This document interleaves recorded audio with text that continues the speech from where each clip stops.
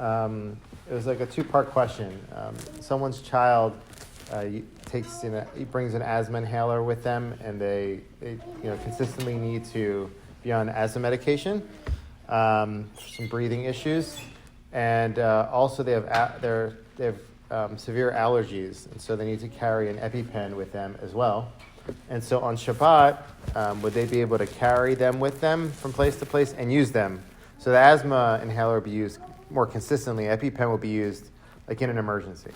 So let's take a step back. There's two issues going on here: carrying and using medication. Carrying on Shabbat, you're only allowed to carry things that are permitted to use on Shabbat. So let's keep that in mind. If I end up permitting these items, then you'll be able to carry them. Okay, and we're talking about within encircled area, an Eruv area, where you can carry. So let's go to the second part. The second part is taking medications on Shabbat. So there are three levels of sickness on Shabbat. You have what's called a mechush, which is somebody who has a headache or is in a little bit of pain, but they're not that sick that they would need to lay down. That's really the definition. So it's like your finger hurts, or you have a headache, but it's not so bad that you're like very, very lethargic. You're tired. You could be walking around and functioning, but you really would ideally prefer to be in bed. That's another category. That's the second category. The first one is mechus. The second one is like you're sick, but your life is not in danger, but you're sick. And that means like the Shmirat Shabbat Kehilchata offers a few. You might be bedridden, or you have a very high fever, or like a migraine, not just a headache, like a migraine headache. Similarly, if you're walking around and you need to take something so that you will not end up being bedridden, that's also in the category. That's going to be important for us with the asthma inhaler, right? Because someone who's walking around with the asthma inhaler, I'm not going to give that answer away yet. All right, let's go to the third category. The third category is somebody who's sick to the point that that'll endanger their lives.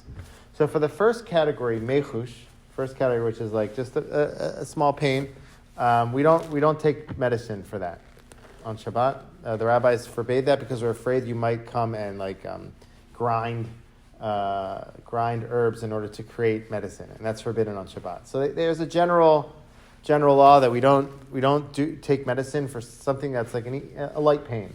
And you might say today, well, our medicine is different. No one's going to their basement and grinding up things. Well, still the general law is in place, so we try to follow it. The second category, which is cholesh she'ein bo sakana, someone who's better, and you can take medication for that. And you can also take it for what we said if it's like maintenance, so that you won't be bedridden. And the third one is if your life's in danger, you can do almost all the laws are overrated for that, except for the three big ones, which for another class. So let's go back to our situation. So an asthma inhaler, that is to prevent the individual from falling and becoming bedridden. Or worse.